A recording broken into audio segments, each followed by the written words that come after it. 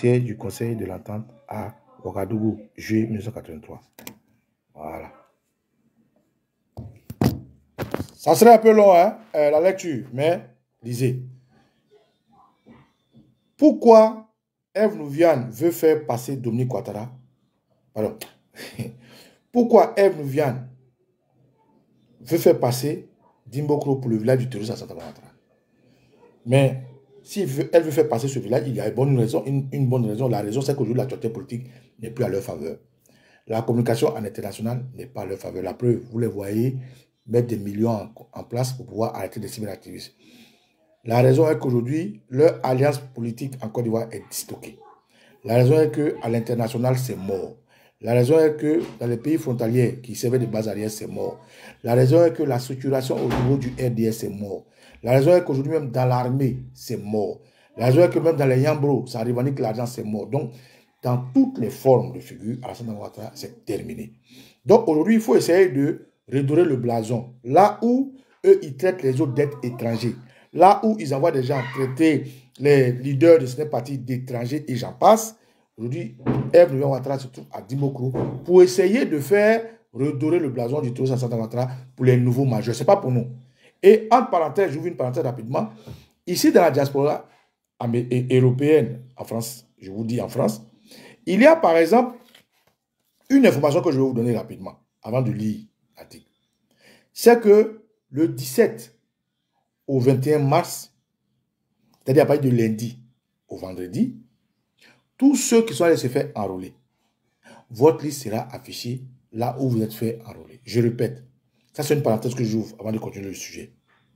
Est-ce que vous savez que du lundi 17, c'est-à-dire à demain, au vendredi 21, dans la semaine qui arrive, en pleine semaine, la RLE, la CEI, qui a son chef, M. Bouaké Karamoko, au RDA ici, a décidé d'afficher la liste de ceux qui sont fait enrôler dans la diaspora, les nouveaux majeurs, ceux qui ont été concernés par l'enrôlement, c'est-à-dire les gens qui ont déménagé et patati patata, ceux qui n'ont jamais voté, qui veulent voter, qui sont fait enrôler dans les villes de France, votre liste sera affichée demain dans les régions où vous avez voté. Ils ont fait exprès de mettre ça en semaine, parce qu'en semaine, tout le monde jossit, comme on le dit. Mais comment on peut décider de mettre en semaine, une semaine, la liste de ceux qui ont voté et on ne prend pas la peine de communiquer? Est-ce que vous avez entendu ça? Non, je vous informe. Le RDA va afficher la liste de ceux qui sont fait enrôler en France, dans la diaspora française, sans qu'ils ne soient informés. Ils n'ont pas informé quelqu'un, justement parce qu'ils ne veulent pas que vous allez vérifier. Ça, c'est le premier point. Mais ça, ce n'est pas grave. Ce qui est grave, quand vous allez vérifier, c'est-à-dire si vous êtes à Paris, à Nice, à Strasbourg, à Bordeaux, à Toulouse, à Lyon, à Rennes, à Orléans, à Lille, puisque c'est là-bas qu'ils ont pris comme zone, ils ont dépêché des enrôleurs de la CEI. Quand vous êtes affiché là-bas, là, si vous n'êtes pas, par exemple, satisfait, ils ont fait une erreur sur votre nom. Si votre nom n'a pas apparu, si votre nom a été écorché, si vous avez une contestation, eh bien, la revendication ou bien la réclamation de cette contestation se fera à Paris. Je répète, pour fermer la parenthèse. Le 17, lundi, au 21 mars, c'est-à-dire en semaine, du lundi au vendredi, la CEI va afficher la liste de ceux qui sont fait enrôler. En semaine, pour faire exprès, pour ne pas que tout le monde aille suivre la liste. Et ils n'ont pas pris la peine de communiquer. Aucun communiqué, malgré les milliards, les 54 milliards dépêchés pour eux. Est-ce que vous êtes informés? Vous n'êtes pas informés? Moi, je suis informé, je vous informe.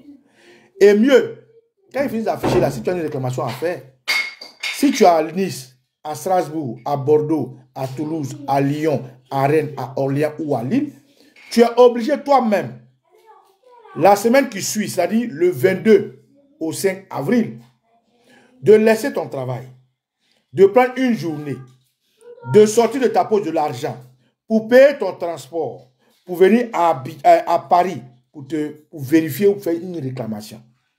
Vous voyez, les gens sont fait enrôler dans des villes. On affiche le nom dans les villes.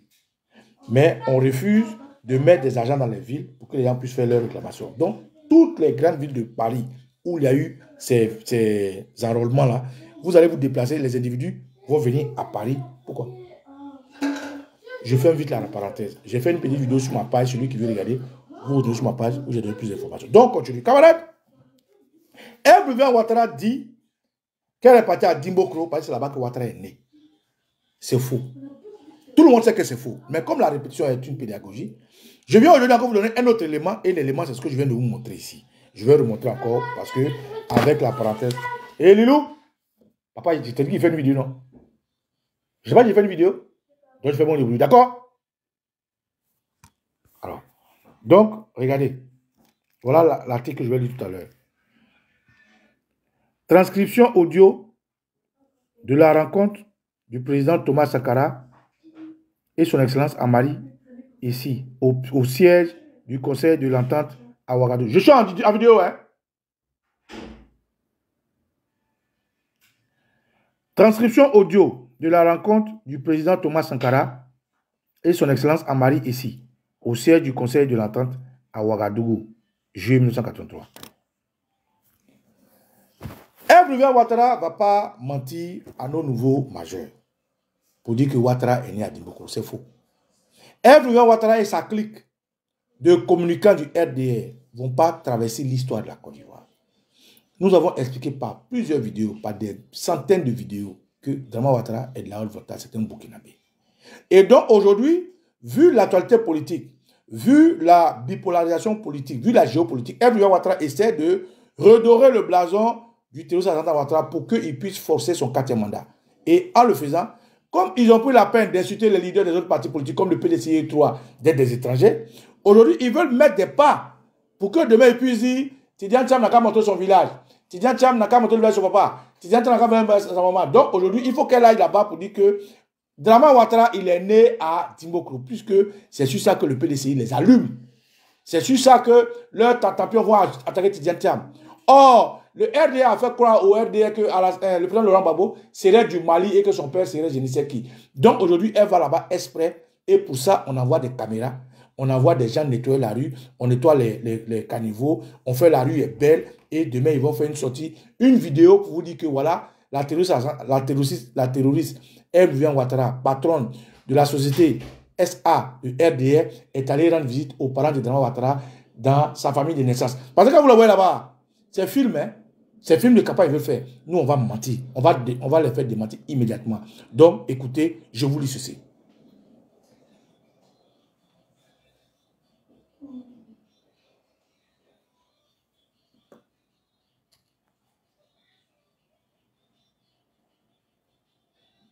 Voilà. Alors, on y va.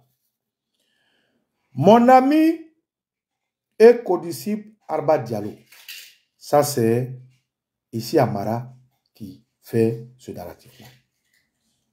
Ministre des Affaires étrangères du Burkina Faso est venu me voir à l'hôtel Silmandé de Ouagadougou avec son ami d'enfance, M. Alassane Ouattara, vice-gouverneur, administrateur de la Haute-Volta à la BCAO à Dakar. Celui qui ne sait pas ce que c'est que la Haute-Volta, aujourd'hui c'est le Burkina Faso.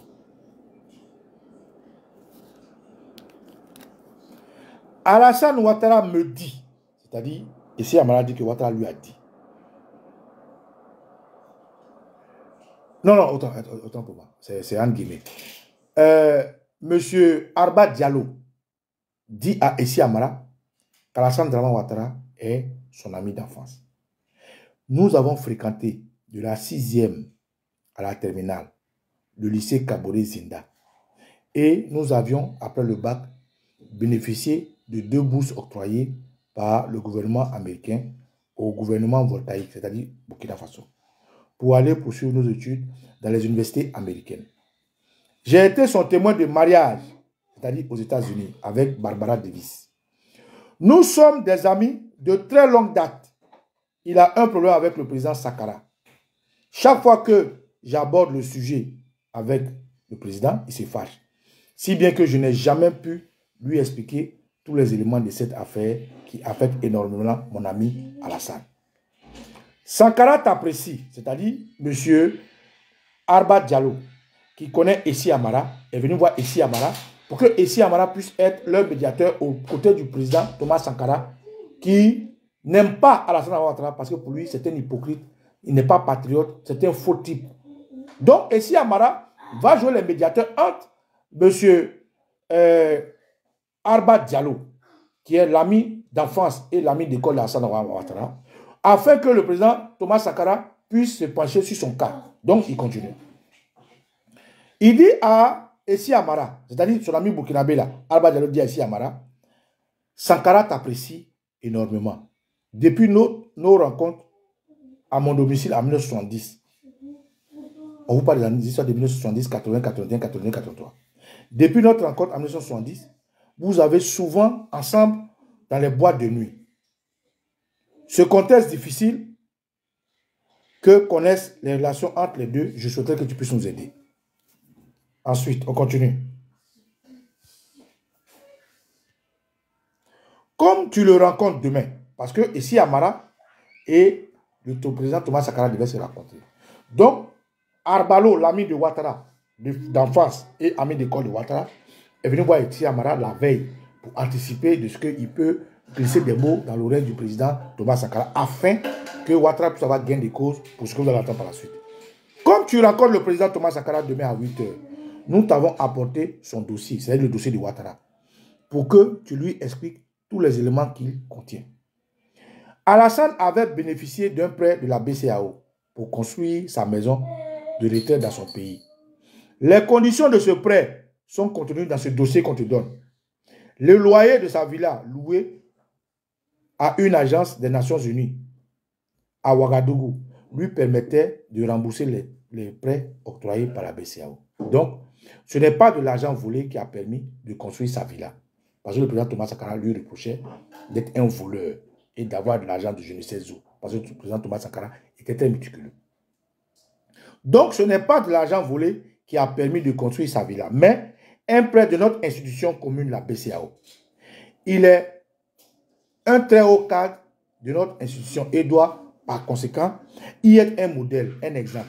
Il a bénéficié, comme tous les autres cadres de cette institution, d'un prêt pour construire leur maison dans leur pays. Et ça, Gbagbo l'avait déjà dit dans un discours pour dire pourquoi il ne supporterait pas Ouattara et le problème qu'il avait avec Ouattara. C'est parce que Ouattara avait construit sa maison quand il était gouverneur de la BCAO à Ouaga. Gbagbo l'avait déjà dit. Référez-vous à cette vidéo. Ici, c'est des faits qui corroborent ce que Gbagbo avait dit. C'est des faits qui corroborent que Ouattara n'a jamais été ivoirien. C'est des faits qui font mentir Eve Ouattara qui dit qu'elle est dans la maison de naissance de Ouattara. C'est faux. On continue. Il est très haut cadre de cette institution et doit par conséquent y être un modèle. Un exemple, il a bénéficié, comme tous les hauts cadres de cette institution, d'un prêt pour construire leur maison dans leur pays. Demande donc au président Sankara, au vu des éléments objectifs qui sont là, le contenu de ce dossier de faire débloquer les fonds des loyers de la maison afin qu'ils puissent honorer les engagements financiers auprès de la BCAO. Pourquoi ils sont venus voir Essi Amara? Parce que le président Thomas Sankara, dans la révolution, a bloqué tous les fonds ambigus, tous les diplomates, tous les cadres, tous les burkinabés qui recevaient de l'argent qui n'était pas expliqué. Donc, le président Thomas Sankara avait fait geler les comptes de Ouattara. Donc, le monsieur est venu voir Essi Amara avec son ami d'enfance Ouattara de la Haute-Volta qui est aujourd'hui Burkina pour que Essi Amara puisse, à son tour, comme Thomas Sankara l'aime bien, essayer de débloquer la situation. Parce que l'argent là, ce n'est pas l'argent volé, c'est la BCAO qui avait alloué ça à ces cadres afin que ces cadres-là puissent avoir un endroit décent de vie parce que c'est des hauts cadres. Or, Thomas Sankara avait bloqué ces fonds-là parce qu'il trouvait Ouattara malhonnête, pas patriote et quelqu'un qui n'était pas clean. Donc, Essi Amara doit servir d'intermédiaire. Donc, je vais lui expliquer. Il faut dire ça au président Thomas Sankara, patati patata. Voici l'objet de notre visite et nous comptons vraiment sur toi pour nous aider à résoudre ce problème.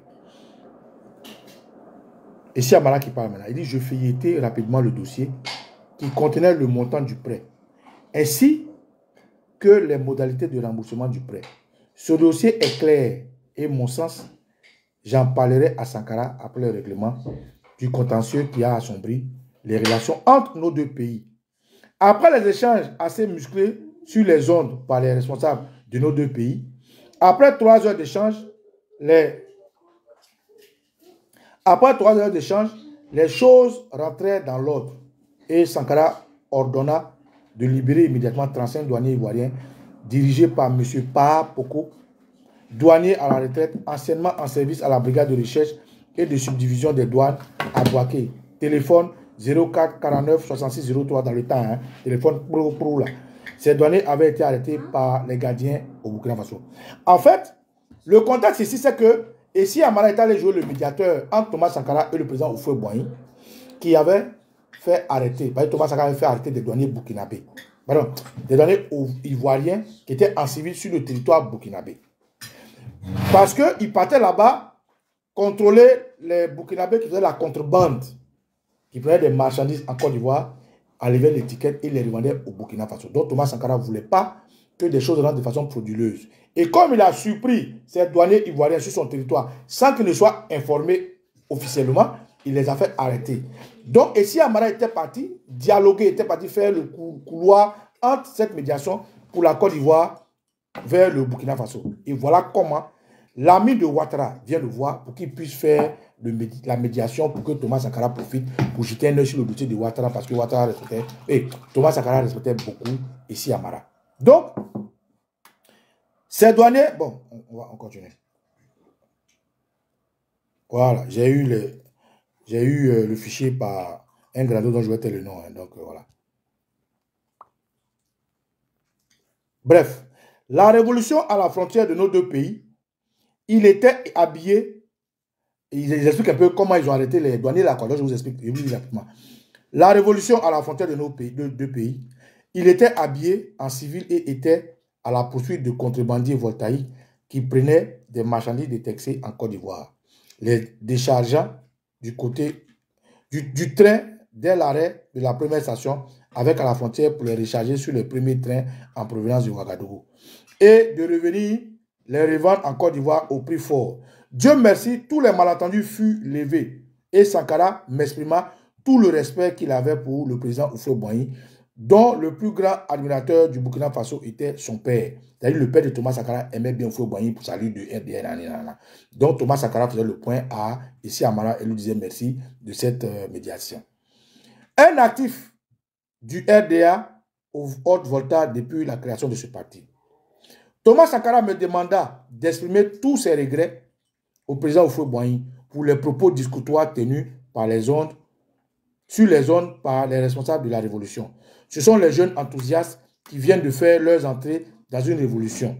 Donc Thomas Sankara avait présenté ses excuses à travers moi au président Houphouët. Ils sont certes enthousiastes, parfois incontrôlables, et parlent à tort et à raison ces instructions à leur hiérarchie. Ce sont des fautes à corriger au fur et à mesure que les institutions appropriées seront mises en place avec des vrais responsables rompus à la question de l'État. Nous avons trinqué avec des verres remplis de dolo, c'est-à-dire Essi Amara et Thomas Sankara ont bu du dolo, liqueur de mille pour sceller l'amitié retrouvée. C'est dans cette euphorie-là que je sortis mon cartable, le dossier Alassane Dramane Ouattara. À l'évocation du nom, quand j'ai dit Dramane Ouattara, le président Thomas Sankara a lâché son verre. Il me dit, ne me parle pas de cet individu. Quand il a dit à Thomas Sankara, Dramane Ouattara, Thomas Sankara, c'est bien Nicolas, il dit, ne me parle pas de cet individu. Je ne veux pas entendre parler de ce type-là. Ah, le président Thomas Sankara avait raison. Je lui dis, il faut qu'on en parle, monsieur le président, car c'est un problème qui touche notre région et plus précisément la BCEAO. Dans les ressources sont sous la responsabilité de la Côte d'Ivoire qui doit veiller sur la saine gestion des finances de cette institution à travers le gouverneur ivoirien Fatiga.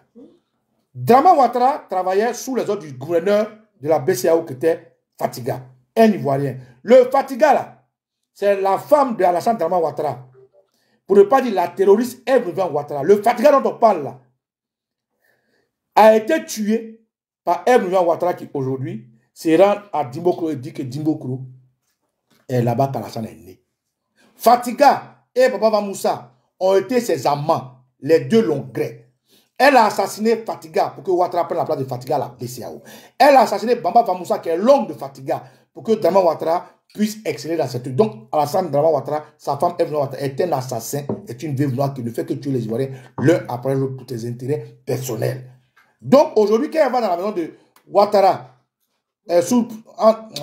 autant pour moi, quand elle va à Dimbokro et faire passer la cour est rentrée pour là-bas où Ouattara est né, c'est un mensonge. Mais à quelle fin? Pourquoi elle le fait? On va continuer de vous expliquer que Ouattara est un Burkinabé, est un voltaïque, et après on va vous expliquer pourquoi. Donc je continue. C'est dans ces... Ton ami, c'est le président Thomas Sankara, parle maintenant à Essi Amara. Ton ami, notre ami commun, parce que Thomas Sankara aussi connaît Alba Diallo, l'ami d'enfance de Ouattara, l'ami d'école de Ouattara, qui est allé voir Essi Amara pour plaider auprès du président Thomas Sankara. Donc, Thomas Sankara répond à Essi Amara pour dire, ton ami, notre ami, Alba Diallo, c'est que personne ne peut plus prononcer devant moi le nom d'Alassane Ouattara.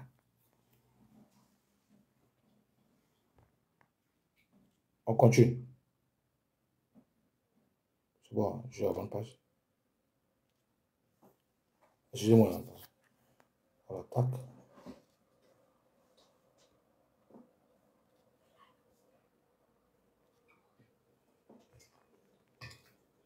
Ah, je suis où là? Attendez, parce que comme c'est un peu mélangé, il faut que je lise la note.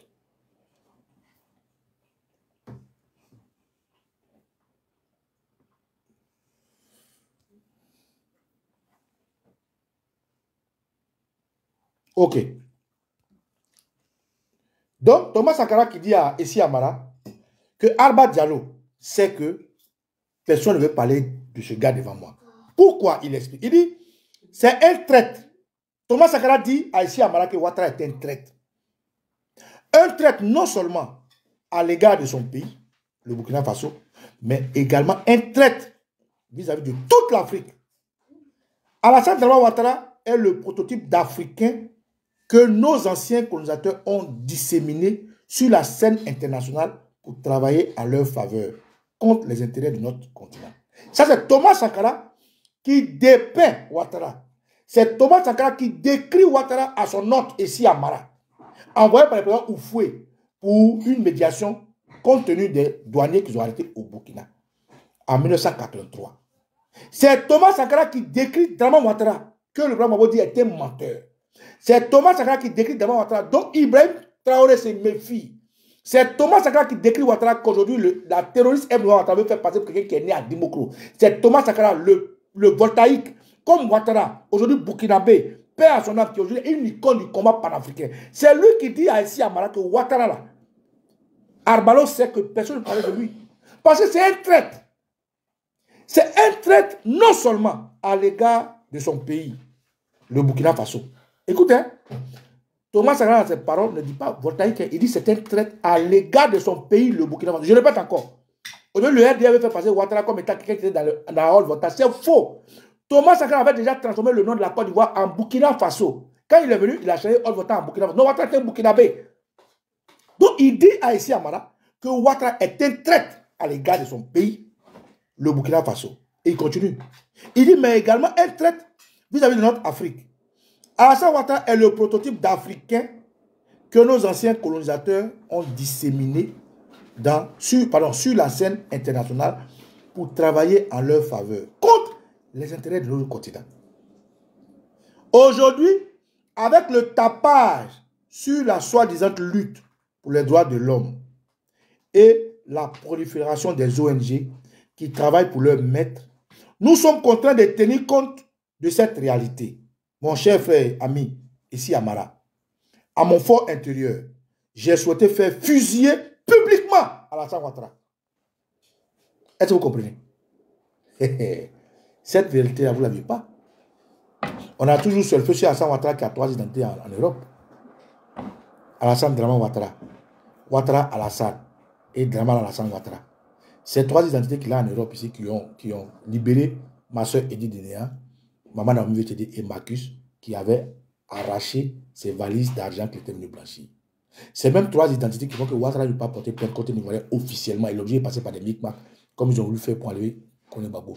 Cette même réalité qui fait qu'aujourd'hui la justice française, grâce à notre combat, connaît qui est le tueur Alassane Ouattara, mais ne sait pas lequel des 3, parce qu'il est Alassane Draman Ouattara, Ouattara Alassane, et puis Draman Ouattara. Or, en France, même une virgule peut changer ton identité. Donc, cette même réalité-là, Alassane traîne ça depuis longtemps. Donc, ce mensonge de la terroriste M. Ouattara, cette femme qui a tué Maman Fatiga, qui a tué Bamba Moussa, qui a tué Oufoué Boigny, qui tue tous ceux qui la dérangent par empoisonnement, qui se rend aujourd'hui à Dimbokro, pour faire passer Ouattara comme quelqu'un qui est né à Dimbokro, est un mensonge. Un mensonge pourquoi? Un mensonge parce qu'ils veulent forcer le 4e mandat. Un mensonge parce que leur communication compte. Tidjane Thiam est repris dans la diaspora française. Leur communication contre Tidjane Thiam est aujourd'hui contre-communiquée par les médias français qui sont venus au secours de Tidjane Thiam lorsqu'ils ont envoyé Atib Banga dire que Tidjane Thiam avait la nationalité française. C'est les médias français eux-mêmes qui sont venus tuer ce discours. Et mieux, ils ont envoyé un autre à aller dire que Tidjane Thiam, sa maman n'est pas ivoirienne, sa maman n'est pas, son papa n'est pas ivoirien, les deux sont sénégalais. Nous on sait. Nous on sait. Mais venant du RDR, là,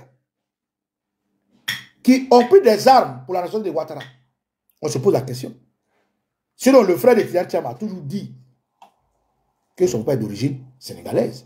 Mais quand le RDR vient pointer du doigt, ils veulent trouver cet alibi-là pour éliminer Tidjane Thiam. Quand le RDR va dire aux militants du RDR que Laurent Gbagbo, son papa s'appelle Yacouba Silla, ils veulent dire qu'en Côte d'Ivoire, il n'y a pas de propriétaire. Donc, quand ces gens-là s'amusent à dire que lui là vient d'ici, lui là vient de cela, il faut aussi, nous aussi, à notre venir leur dire que Ouattara lui-même est un Burkinabé pur sang. Quels que soient les dossiers sur lesquels on est resté pour le définir, il faut que ces gens de dossiers-là, qui sont des trucs écrits, ça c'est écrit. On dit la parole s'envole, mais les faits restent, pour qu'on comprenne. Donc Thomas Sankara ici est en train d'expliquer qu'il a décidé de fusiller Ouattara publiquement. Parce que c'était un traître à la nation. Il fait partie de ces noirs missionnaires de la France. Donc, ce terroriste Alassane Ouattara, qui fait passer les autres, pour les insulteurs publics, insulter les leaders des autres, lui-même est burkinabé pur sang de père et de mère, d'ailleurs de grand-père burkinabé. Et il y a des documents qui sont consignés, et ces documents-là, c'est l'un de ces documents que je lis aujourd'hui dans la médiation de Essi Amara pour le camp de la Côte d'Ivoire vers Thomas Sankara, qui était le président burkinabé qui sortait d'une révolution. Donc Thomas Sankara, dans la suite, dit ceci. Aujourd'hui, avec le tapage sur le soi-disant lutte, sur la soi-disant lutte pour les droits de l'homme et la prolifération des ONG qui travaillent pour leur maître, nous sommes contraints de tenir compte de cette réalité. À mon fort intérieur, j'aurais souhaité faire fusiller publiquement Alassane Ouattara dans la cour centrale du grand marché de Ouagadougou. Je répète, à mon fort intérieur, j'aurais souhaité faire fusiller publiquement Alassane Ouattara dans la cour centrale du grand marché de Ouagadougou. Et ceci à une heure de grand rassemblement. Cette mise en scène pour une telle exécution devait être un exemple pour éradiquer cette mauvaise graine du type Alassane Ouattara qui pilule dans nos États africains. Président Thomas Sankara, tu aurais dû le tuer. Tu aurais dû le fusiller. Président, oh non, vraiment, il y a toujours des mauvais conseillers. C'est les mauvais conseillers qui nous tuent dans cette lutte-là. Le président Thomas Sankara aurait dû le fusiller. Tu aurais dû l'abattre publiquement. Tu aurais dû l'anéantir. Mais les conseillers comme Essi Amara, c'est ceux-là qui ont fait que Ouattara est là. C'est-à-dire le problème de la Côte d'Ivoire, le problème de la Côte d'Ivoire, c'est nous. Mais Essi Amara, ton problème il est où? Essi Amara, il est rentré où même? Mais il faut laisser Thomas Sankara fusiller Ouattara. Essi Amara, tu aurais... Mais non, doit être à déconner. Il fallait laisser Thomas Sankara le fusiller. C'est son compatriote. Il fallait laisser Thomas Sankara le fusiller. Notre souffrance, c'est Essi Amara. Notre souffrance, c'est Essi Amara. Si Essi Amara n'était pas allé jouer les médiateurs, si Essi Amara avait laissé Ouattara être fusillé, Ebrouya Ouattara ne serait pas à Dimbokro pour dire non, elle est venue avec des caméras, on balaye la rue, on nettoie les caniveaux, on met tout en scène pour dire non, elle est venue visiter la maison où Ouattara est né. Ouattara est né dans quel Dimbokro? Et Essi Amara doit être à déconner, tu aurais dû laisser Thomas Sankara le fusiller. Donc je continue. Alassane Ouattara, c'est Thomas Sankara qui dit, est un ingrat, sans scrupules, un imposteur, dénué de tout sentiment pour le peuple burkinabé. C'est Thomas Sankara qui parle de Ouattara, son frère. Il dit Alassane Ouattara est un ingrat, sans scrupules, un imposteur dénué de tout sentiment pour le peuple burkinabé. Il ne prouve aucun patriotisme, ni à l'égard de son pays, ni à l'égard de l'Afrique. Il est tout simplement un bon et loyal serviteur pour ses maîtres qui nous ont colonisés. Comme notre génération, Alassane Ouattara avait bénéficié d'une bourse d'études de la 6e à la terminale au lycée Kaboul Zinda. C'est Thomas Sankara qui dit, hein, il dit comme notre génération, Alassane avait bénéficié d'une bourse d'études de la 6e à la terminale du lycée Kaboul Zinda. Cette bourse est le sacrifice du peuple du Burkina Faso qui, sous le soleil, sous la chaleur, creuse le sol avec un couteau pour planter le sorgho. Le mil dont la commercialisation de ces produits nous sert de recette pour offrir des bourses à nos jeunes comme lui. Quel égoïsme, quelle ingratitude. Thomas Sankara explique ici à sa colère. Voilà un individu, un fanfaron, un ingrat, un antipatriotique, un ennemi de progrès. Que nos mamans, nos papas, nos parents, le citoyen lambda a cultivé le sol avec des petits couteaux, a souffert. Et cet argent a permis de payer leur bourse. Et dès que lui il a cette bourse-là, il tourne le dos au Burkina Faso, dont le président Thomas Sankara voulait le fusiller.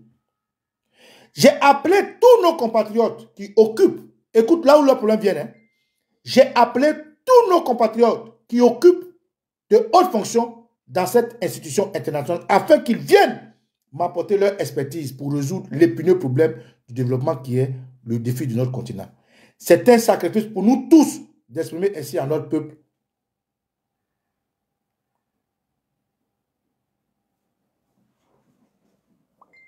voilà, à notre peuple, la reconnaissance pour le sacrifice qu'ils avaient fait pour nous, en nous accordant des bourses, qui nous ont permis d'étudier dans les meilleurs établissements et acquérir des diplômes qui nous permettent d'exercer des hautes fonctions au sein de nombreuses institutions internationales. En effet, nos conditions matérielles de tous les services de l'État ne peuvent pas être comparables à celles des autres États plus nantis que nous. Nous devrions tous, à commencer de moi-même, le premier, à renoncer à beaucoup des avantages de mes prédécesseurs. Les ministres et autres grands commis de l'État doivent également faire des sacrifices par rapport à ceux de leurs prédécesseurs dans les régimes précédents. Le train de la vie de l'État doit s'adapter à la réalité économique présente de l'État. La plus belle fille ne peut donner que ce qu'elle a. Nous devons réussir à bannir le gaspillage, vivre en conformité avec un moyen et rompre avec les habitudes criminelles des régimes précédents. Tous ceux que j'ai identifiés et contactés pour rejoindre mon gouvernement n'ont eu aucune objection sauf Alassane Ouattara. J'ai appelé tous les Burkinabés qui ont fait de grandes études, qui sont dans les structures internationales. Eux tous ont répondu présent à la révolution. Eux tous ont été reconnaissants de leur pays, sauf Alassane Ouattara, qui devait occuper le poste du ministre de l'économie et des finances. J'ai appelé Ouattara pour être le ministre de l'économie et des finances au Burkina. Il a refusé parce qu'il a honte de son pays. En effet, les conditions de vie des multiples avantages matériels de l'extérieur n'ont rien de comparable avec ceux de notre pays. Alassane est uniquement un matérialiste qui ne cherche qu'à vivre dans le confort, le luxe à Washington. À Dakar, c'est un... Il cherche à vivre dans le confort à Washington et à Dakar pour la BCAO. C'est un net dangereux. Thomas Sankara qui dit, hein, Alassane Ouattara est un net dangereux, un valet de l'impérialisme, un pion de ses maîtres à l'extérieur pour exploiter nos pays. Il est un danger, une vermine qui ne mérite qu'une seule chose, l'élimination en Afrique de ce type d'individu pour ne pas contaminer les jeunes qui risquent demain devant notre pays et même notre continent au profit de puissances extérieures de notre région. C'est le président Thomas Sankara qui dépeint Alassane Ouattara. Alassane est un danger. Le prototype d'une race de personnages africains qu'il faut éradiquer de l'Afrique. Pour les missions délicates, le président Houphouët-Boigny me donnait... Maintenant, c'est Essi Amara qui parle. Après le récit de Thomas Sankara, Essi Amara prend la parole. Il dit, pour les missions délicates, le président Houphouët-Boigny me donnait toujours un enregistreur dans un minuscule pendentif accroché dans le réveil intérieur de ma veste.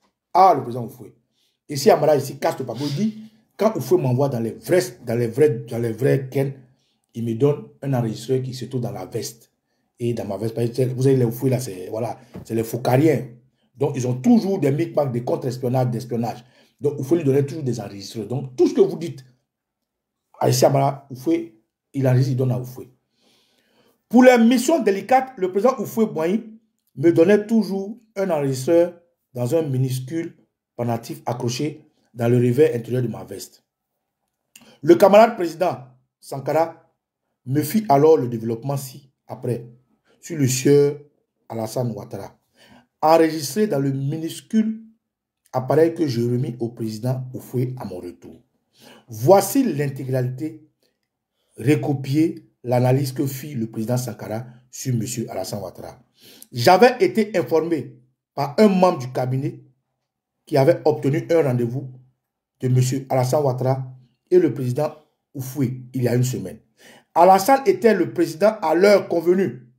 Pardon, Alassane était à la présidence à l'heure convenue. On l'avait installé dans la salle d'entente. Après des heures passées dans la salle, le président fit dire qu'il était occupé et ne le verra plus tard sous aucune précision. C'est Thomas Sankara. Après sa longue tirade faite avec une certaine rage sur Alassane Ouattara, je lui dis, monsieur Alassane Ouattara n'a pas construit sa maison louée par l'UNICEF avec de l'argent volé. C'est de l'argent de la BCAO. Permettez donc qu'il puisse disposer des loyers de sa villa pour rembourser les crédits de la BCAO. Je vais revoir cette situation, me répondit-il. C'est comme ça que Thomas Sankara dit ici à Mera. Je vais revoir cette situation. Je ferai rapport de cette affaire au président Houphouët-Boigny qui est toujours intéressé par tous les problèmes de la BCAO. Après l'heureux dénouement dans les relations entre les deux États, et cela après 3 heures de discussion, j'ai dit au président Sankara, tu es le petit frère du doyen Houphouët-Boigny, appelons-le donc pour lui dire, pour que vous lui dites bonjour, et je suis sûr qu'il vous écoutera. Appréciera cela de la part.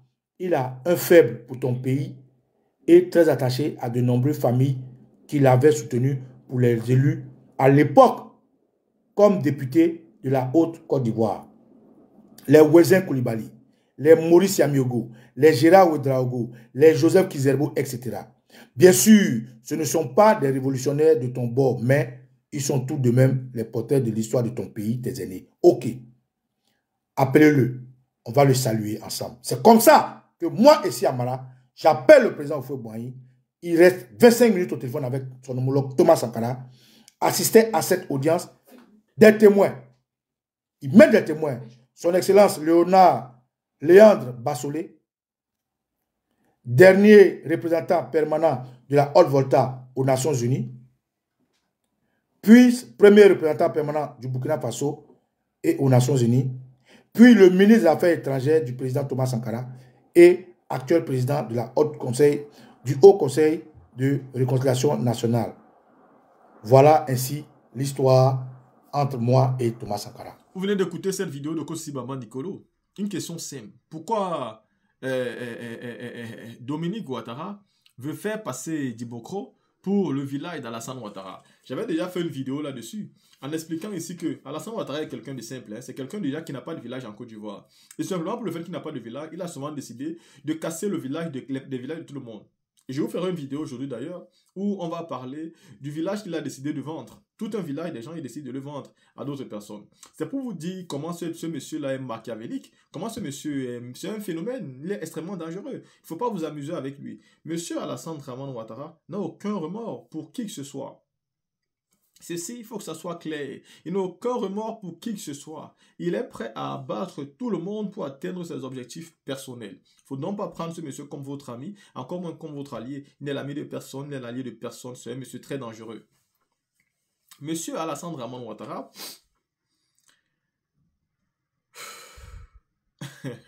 Ce monsieur m'amuse parce que je suis même déjà épuisé de parler de sa méchanceté.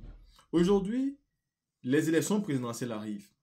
Et il a en face de lui un adversaire qui a son même profil quand il est arrivé au pouvoir, celui de Tidjane Thiam. Seulement, Tidjane Thiam a son même profil, mais en mieux. Lui, Ouattara, il n'est plus aimé par ses pairs d'hier. Tidjane Thiam, lui, par contre, il est aimé. Et tout le monde veut qu'il remplace Alassane Ouattara. Seulement, Ouattara a pris le pouvoir comme une fin en soi. Il ne peut plus s'en débarrasser. Il est tombé amoureux du pouvoir. Il ne peut plus laisser le pouvoir. Pourtant, ses pairs lui demandent de laisser le pouvoir et de passer la main à quelqu'un d'autre. Mais lui ne veut pas laisser, qu'il ne veut pas passer la main à quelqu'un d'autre. Il veut continuer à gouverner jusqu'au bout.